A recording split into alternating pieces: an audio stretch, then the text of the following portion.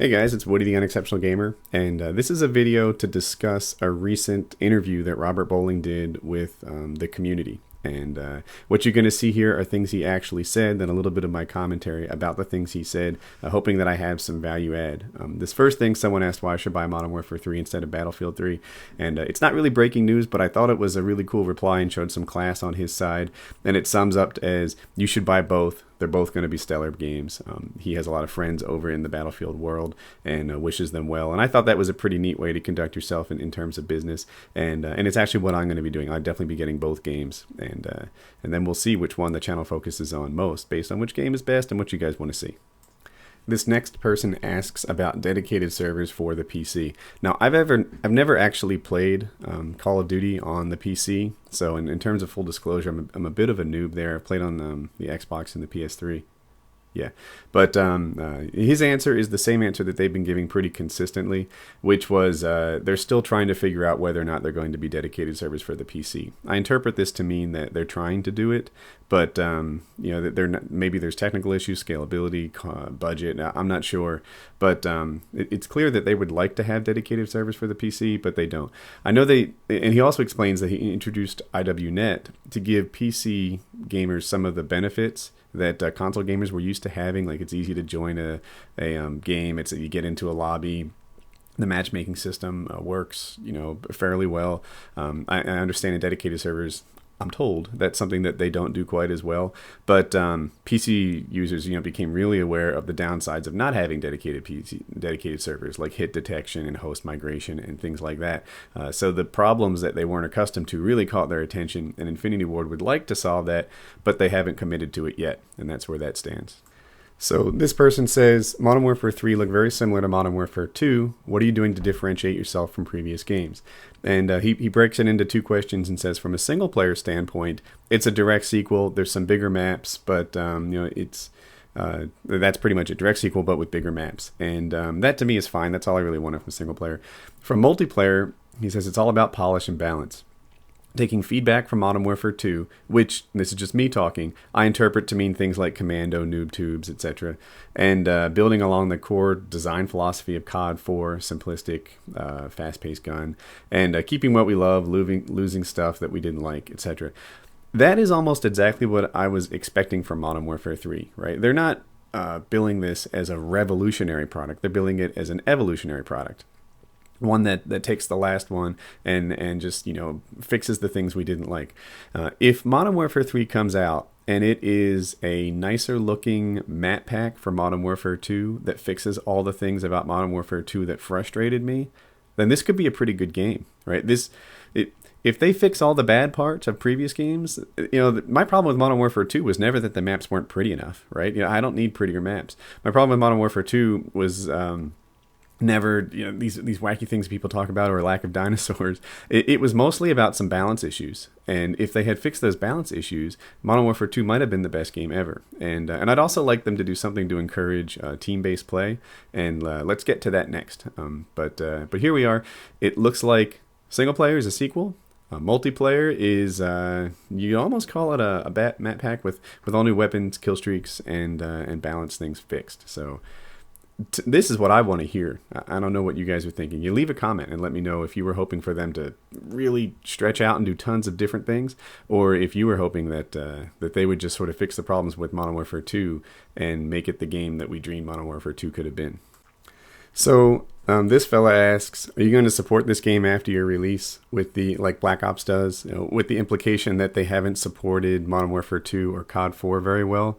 And he replies, it's been an extremely major focus for us after Modern Warfare 2. And he says they're going to increase the frequency and the speed of patches that come out. And they're going to expand the ability to hotfix and playlist updates to address concerns. So I learned from David Vonderhaar, from his tweets, it's not like he educated me personally, that there are some things that require a patch that are really hard to change, and some things that are just script, or that they can issue easy releases out there for. Like if they wanted to make a 5v5 game mode. They could probably get that done easily. Whereas if they wanted to, change something core about the gameplay, then that's internal to the code. It's not some settable or configurable parameter, and it's much harder to change. So they're putting more stuff in this easy to change category so that they can respond to the community's feedback more quickly than they did before. And then, they mentioned building up their infrastructure in a way so that they can support it. And I think that's where they really fell down with Modern Warfare 2, that, they knew that things were wrong. It wasn't that they weren't hearing the community. It was that they weren't able to respond to the community. They didn't have the staff for it, that everything was a bit of a chaotic mess over there. If you guys watched Painkiller already last night, you would have heard me give Infinity Ward a pretty hard time about the level of support they had, not only for Modern Warfare 2, but also for COD 4. COD 4 was not that buggy compared to Modern Warfare 2. The Javelin glitch, the care package glitch ruined games for months and months. So, this to me is more of what Infinity Ward actually does pretty well. They actually hear the customer pretty well, but they haven't done a great job of responding to the customer. If you listen to Robert Bowling or watch his tweets like I do, it's clear to me that he has heard what you've said. He just doesn't work for a company that's able to get it done. And he's telling us that the company is changing in a way that they'll be able to respond to those patches. Now, for me, Infinity Ward still has a little bit of proving to do to show that they actually have changed and they actually can support their game. But I'll be watching, and I hope that they do prove. And I can someday issue a report card and say, yeah, Infinity Ward supports their games on the same level that Treyarch and Bungie and other great developers do, EA. So he's sort of pledging here that they're making changes and they're going to be better next time. This fellow asks about button remapping. Now, I see by his username that he's Crip for life, so I assume he's disabled in some way, crippled. And his reply is, he worked with this one guy, Nomad, to get a list of ideal controls, and they have those, but they never got to the point of complete button remapping. And that's a shame to me. I really wish that they did have full button remapping, not only for our disabled friends or handicapped friends. I wish I knew what they preferred to be called. But not only for our guys who have limited motor control or missing fingers or whatever, but for the rest of us, right? Like if Halo had fully remapping button controls, I could make those controls closer to the other games that I play, like Call of Duty. Maybe I get into Gears of War a whole lot, and that has a control scheme that makes me wish that Call of Duty responded in a different way. If they had fully remappable buttons, us, guys with full function, or in my case, mostly full function of our hands, would also benefit. In addition to the handicap world, who doesn't have full function and needs button remapping even more than we do. So it looks like they're falling down on remappable buttons, and that really, really, really sucks. What a bummer. I don't know what else to say, right? So this is an area where Call of Duty yet again trails behind some of the leading, the groundbreakers who let you do anything you want with your buttons, and that's super cool. And yeah, it's bad for everyone that we can't make the buttons do what we want. How interesting would it be to have, I don't know, something on the D-pad, or like maybe Halo jumps or drop shots or something like that. Maybe drop shotting and knifing become a bigger deal. It could change tactics, the way that guys play. I could watch the MLG pros and see what their button layouts are and start to emulate that. It would open up an extra dynamic to the game if we had more choices in what we could do with our buttons, and it would make it easier to transition from game to game. It would be great all around. I wish they did it, but not this time. I love this question. This guy says, despite Call of Duty being a team-based game, the gameplay encourages and rewards lone wolves who ignore objectives for kills. And he's right. Like, the most effective way to get a good game in Call of Duty, like say domination, for example, is to stay to the edges of the map. Make sure that your back and sides are not exposed. Pick people off, get to a kill streak, and do your thing. I think the Call of Duty community on YouTube has changed a little bit, and we expect to see a guy capture some objectives. We expect to see a guy in the heat of it. If he's on the edge of the map getting his kill streaks, that's no longer gameplay that we're really impressed with. But still, it works. It works really well. And he says he completely agrees. They've changed the way they do XP, match bonuses, challenges, rewards, and other incentives. I don't know what that means. I dream that it means objective-based kill streaks, like Medal of Honor did.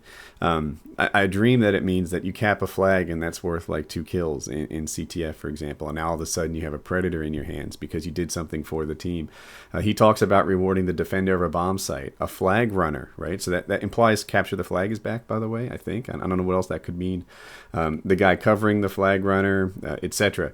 So I'm going to read this part clearly. I've read you loud and clear, and while I can't go into further detail, it has been addressed. So what addressed means, I don't know, right? For all I know, it could just alter the way that XP works. Maybe if you kill a guy while he's capping a flag, you get 4 times as many points. And like XP isn't interesting to me. I would love it if they did it with kill streaks. I think that's what really motivates people. And if capping a flag got you a kill streak, that'd be great. And another thing, this isn't really having to do with what 402's been saying.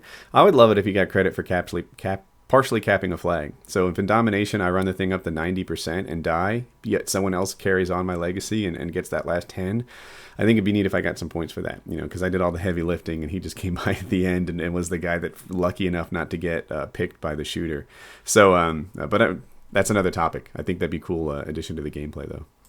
Were you surprised at the backlash to COD Elite? Not at all. It was poorly positioned and misunderstood. And there's a lot of free stuff in there. He emphasizes that several times. And so I think he's right. I think COD Elite has been poorly positioned and misunderstood. But that's really their fault. They're the people that position it and control our understanding. The first thing that broke was that Wall Street Journal. Well, the first reliable thing that broke was that Wall Street Journal article. And it didn't talk at all about what it could do for us. It only said, we can't wait to get a subscription fee out of people. And then, the people who are better at positioning things than whoever was interviewed, maybe Kotek, got on board. They started emphasizing what was free, but we still haven't been told what we're paid for. So all we are is kind of mad that they want to charge us even more for a game without knowing what additional bonuses we get from that monthly subscription fee, which, by the way, everyone should know is optional. You can still play single and multiplayer. You can still buy map packs with a lump fee, or they're included free in Elite. But I look forward to them telling us what the paid services bring to us. But yeah, so it's neat to see that internally they see that they didn't do a good job unveiling that. Which how can you see it any other way? So this person asks if there's going to be a multiplayer beta. And he replies, there'll definitely be an internal one, but we haven't decided or confirmed on a public one. So the fact that there's an internal beta is nothing. Of course there's an internal beta. All that means is they're going to test it before they release it. We never thought anything else. We're sure they're testing aspects of it right now. A public beta, that would be big news. And they haven't been able to confirm or deny it yet. We'll wait and see. I predict that it's a little late in the game for them not to know if there's a public beta. And if they were to do a public beta, then they wouldn't have much time to respond to it. It would be really hard for them to do a public beta. This is just me talking.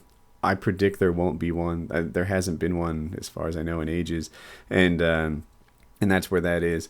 But the fact that it's on the table, the fact that what I'm seeing here is, in a perfect world, they'd like to have a public beta. It means maybe someday there'll be one. I just feel like if they're still not sure here in June, then I wouldn't put my money on it.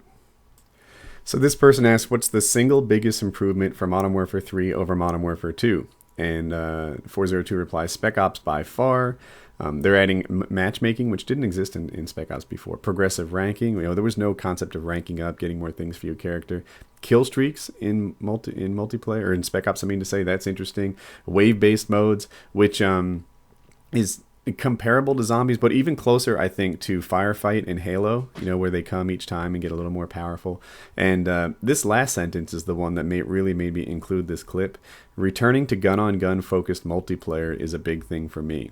And the gameplay in Modern Warfare 2 revolves so much about getting to your kill streaks. The kill streaks were so powerful in Modern Warfare 2 that you might want to ignore the objective at least for a little bit to get your kill streaks up, and then they can facilitate your team getting the objective. He's going to, but on the other hand, in Call of Duty 4, gun on gun was probably at least as important as getting your kill streaks up on most of the maps. So he wants to return to gun on gun more than camping for kill streaks in the gameplay. Now, how they accomplish that, I'm not quite sure. But they're saying all the things that I want to hear. I hope the game delivers on their motives. Their motives are clearly like, this thing needs to be gun on gun. We need to have a fast-paced gameplay. We need to reward team-based play for objective work. Like all the things that I dream of for a Call of Duty series seem to be in their on their playbook. This is what they want the game to be. So I'm kind of looking forward to it. Oh, and by the way, support, right? They say they're going to change their infrastructure so that they can do a better job with support than they had before. That's good news too. But let's keep going here. What's your favorite gun in multiplayer so far? It changes daily because they're rebalancing, tweaking, etc. That's important, right? This is a big part of the game. In Call of Duty 4, it seemed like 2/3, 3/4 of the gun were perfect for any individual, play style. Like the Scorpion, which is a gun I found really hard to use.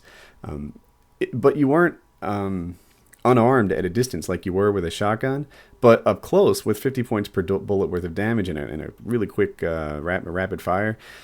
It killed almost like a shotgun did. For a certain play style, most of the guns in COD 4 were pretty good. And that's what they need to do in these games. They need to make it so that all the guns are kind of a reasonable choice. Whereas that's super hard. It's super hard.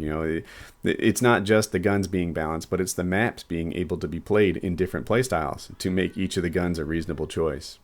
But the other thing he adds in here that I wanted to call out again was they're building up their infrastructure as a whole to focus on extended post-launch support. While Modern Warfare 2 did have patches, it wasn't to the speed or frequency that I would have liked. And I think if I could be bold enough to speak for the community, we didn't like it either. We didn't like your Modern Warfare 2 post support, and now I think you can call it unsupported, right? Noob Tubes, Commando. You never fixed it.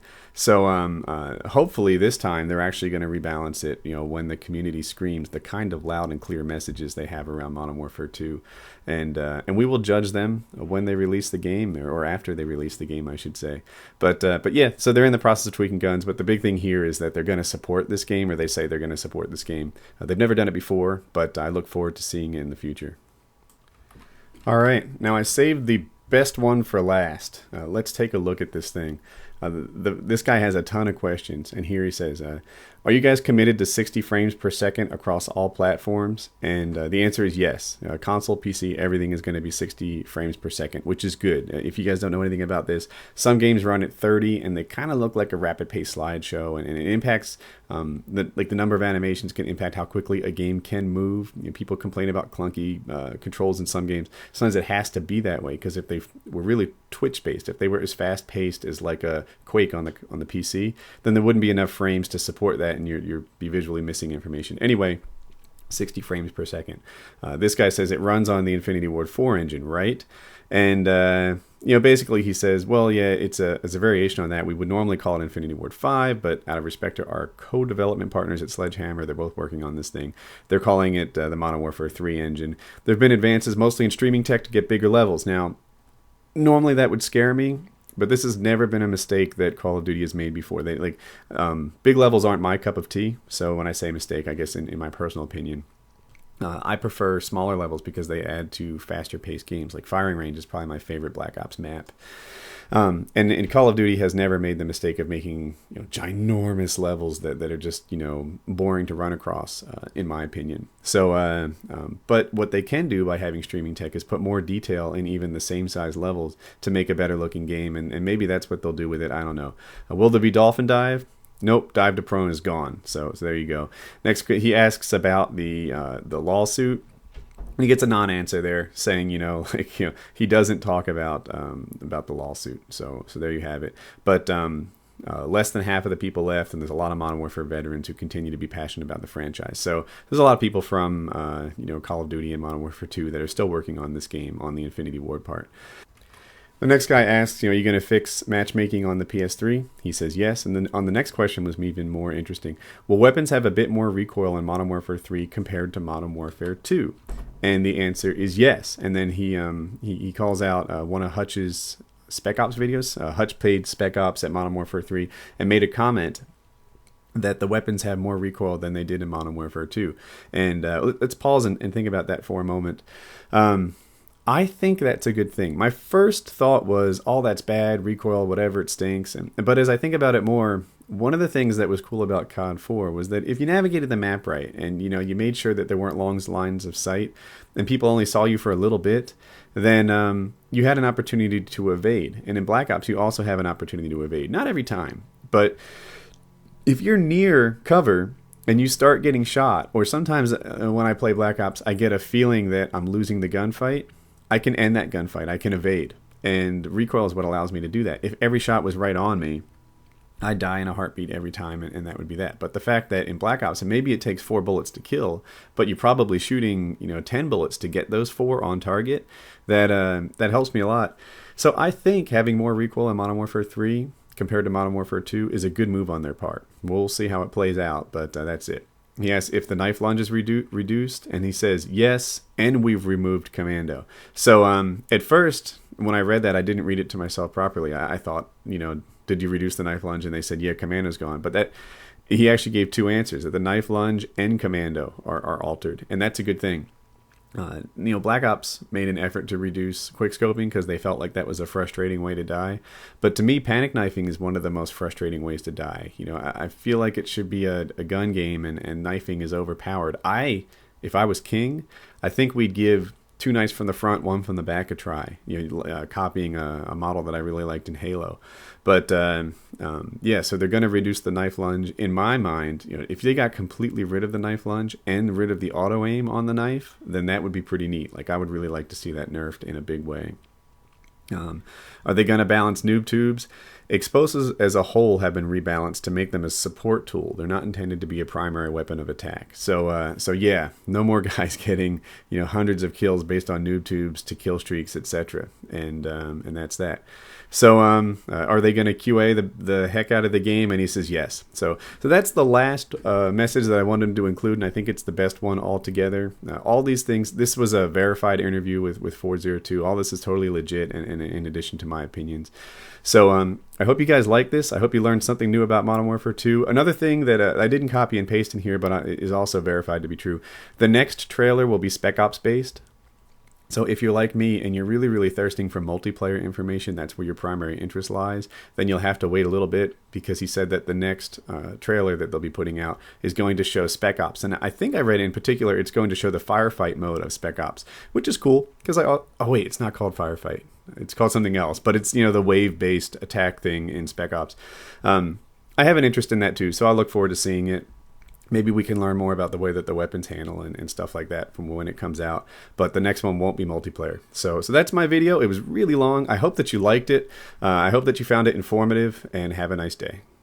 And the last thing, I want to do a quick shout out over to our friends at Play of the Day. It's a YouTube channel. They bring montage-worthy clips combined with silky smooth commentating every single day. Always good stuff. So check them out and tell them Woody sent you.